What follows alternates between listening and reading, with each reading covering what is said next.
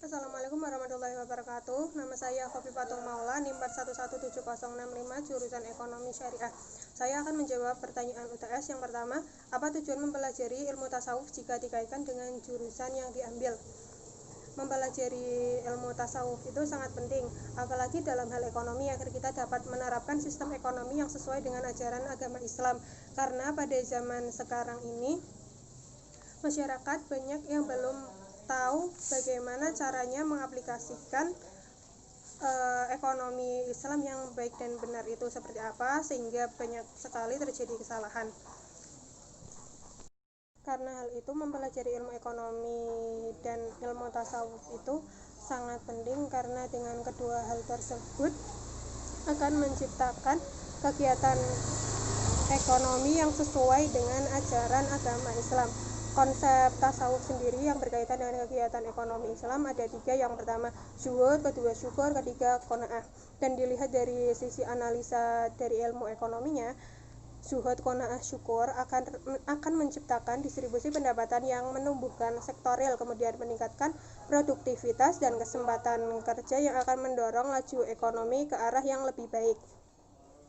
Konsep ini juga akan menghindarkan manusia dalam hal seperti contohnya menumpuk barang atau menimbun barang yang akan menyusahkan masyarakat dalam mencari hal-hal kebutuhan pokok. Saya akan menjawab pertanyaan yang nomor 2, yaitu tokoh sufi yang paling menginspirasi. Saya terinspirasi dari tokoh muslim perempuan yang bernama Rabi'atul Al-Adawiyah. Dari ajaran-ajarannya, yaitu yang pertama mahabbah dan yang kedua zuhud. Mahabbah sendiri mengajarkan tentang cinta. Pengertian yang diberikan muhabbah antara lain adalah memeluk kepatuhan kepada Tuhan dan membenci melawannya, menyerahkan seluruh diri kepada yang dikasihi, dan mengosongkan hati dan segala-galanya kecuali dari yang dikasihi, yaitu Tuhan. Nah, ajaran yang kedua yaitu zuhud. Zuhud dimaknai menjadi segala sesuatu. Istilah zuhud dimaknai menjadi segala sesuatu selain Allah, yang menurut konsep Hasan Al-Basri yaitu takut dan pengharapan dinaikkan oleh Rabi'ah kepada zuhud karena cinta. Jadi zuhud dalam ajaran Rabi'atul Al-Adawiyah itu zuhud karena cinta. Menjawab pertanyaan yang nomor 3, mengapa muncul kontroversi dalam tasawuf dan pembagian jenis tasawuf itu terjadi karena apa? Nah, munculnya kontroversi dalam tasawuf sebagai contoh kita ambil Syekh Siti Jenar. Syekh Siti Jenar itu dianggap sesat dan ajarannya dianggap keliru dalam menafsirkan agama Islam.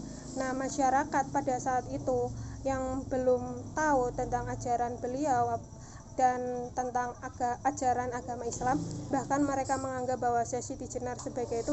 Masyarakat menganggap Syekh Siti Jenar sebagai Tuhan itu adalah kesalahan yang sangat fatal, karena menyamakan manusia dengan Tuhannya.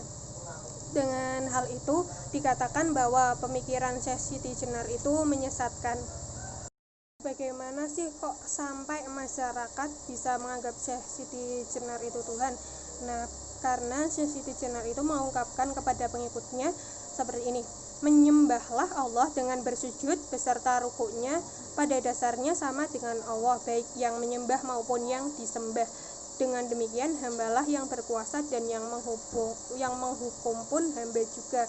Nah, hal itu yang membuat masyarakat itu salah kaprah dalam menanggapi pengakuan Syekh Siti Jenar itu, yang menganggap Syekh Siti Jenar sebagai Tuhan. Masyarakat awam salah persepsi dan membuat ungkapan ini melenceng dan menyesatkan. Pembagian tasawuf yang pertama, tasawuf falsafi, yaitu tasawuf yang sifatnya teoritis yang mirip dengan filsafat tauhid, yaitu mengkaji memahami hakikat dari eksistensi dengan cara yang unik. Jika teologi berusaha memahami Tuhan secara rasional, tasawuf falsafi mencoba menemukan bahasa akal untuk menjelaskan berbagai pengalaman kritis. Yang kedua ada tasawuf akhlaki. Tasawuf ini berfokus pada birokrasi atau aturan-aturan formal untuk membentuk sikap dan perilaku murid. Targetnya adalah perbaikan langsung moral dan etika. Tasawuf ini menekankan pada adab lahiriah dan batiniah. Ada yang menyebutnya dengan adab dalam berguru. Jadi tasawuf akhlaki ini sudah bernilai praktis. Yang ketiga ada tasawuf irfani. Ini yaitu puncak atau jenis tasawuf yang dapat mengembalikan manusia kepada jati diri yang fitrah. Antara hamba dengan Allah ada jarak yang memisahkan atau hijab. Tasawuf ini merupakan perjalanan manusia untuk kembali kepada Allah ke asalnya yang suci.